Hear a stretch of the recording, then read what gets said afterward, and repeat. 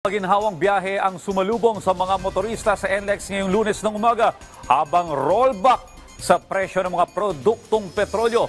Inaabangan na rin si JM Pineda sa detalye live. JM? Audrey, maluwag na trapiko nga ang sumalubong dito sa mga motorista ngayong Monday morning dito sa North Zone Expressway o NLEX. Simula kanina ng alas 6 ng umaga, tuloy-tuloy ang daloy ng mga sasakyan dito sa Balintawak Toll Plaza. Parehong north at southbound ay magaan ang trapiko at walang traffic congestion na nagaganap. Kaya naman maluwag na kalsada ang aabutan ng mga motorista pati na rin ng mga commuters ngayong Monday morning. Sa May Mindanao Avenue naman ay nagkaroon lang ng counting build-up ng mga sasakyan sa northbound ng mismong toll plaza dahil sa pila.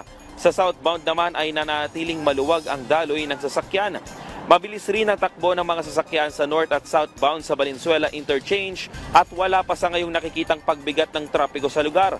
Ganyan din ang sitwasyon sa may bahagi naman ng May Kawayan kung saan south at northbound ay tuloy-tuloy ang tulak ng sasakyan. Kahit sa San Fernando Interchange at Taal Bridge Tambubong Interchange ay walang nakikitang pagbagal ng trapiko. Samantala, kasabay ng maluwag na kalsada ngayong pagbubukas na linggo ay ang nakaabang rin na rollback sa presyo ng produktong petrolyo. Sa gasolina, papatak ng 1.70 hanggang 1.90 kada litro ang ibababa sa presyo nito. Lagpas piso rin ang rollback sa kerosene hanggang 90 centavos hanggang 1.10 naman ang posibleng ibaba sa presyo ng diesel. Pangunahing dahilan sa rollback na yan ay pagdagdag ng stockpile ng commercial oil ng US. Kasama pa dyan ang naunang sinabi ng OPEC na sa Abril, tuloy ang kanilang plano na pagdagdag ng produksyon ng langis pati na ang pag-anunsyo ng US sa pagtaas ng taripa sa mga kaalyadong bansa na posibleng makaapekto sa kanilang ekonomiya at experts. Kabilang rin dyan ay ang paglakas ng Philippine Peso kontra dolyar.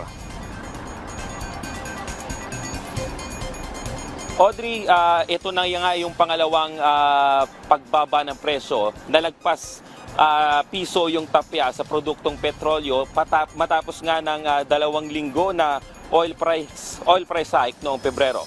Yan muna ang latest dito sa Balintawak Toll Plaza. Balik sa Audrey. JM Pineda.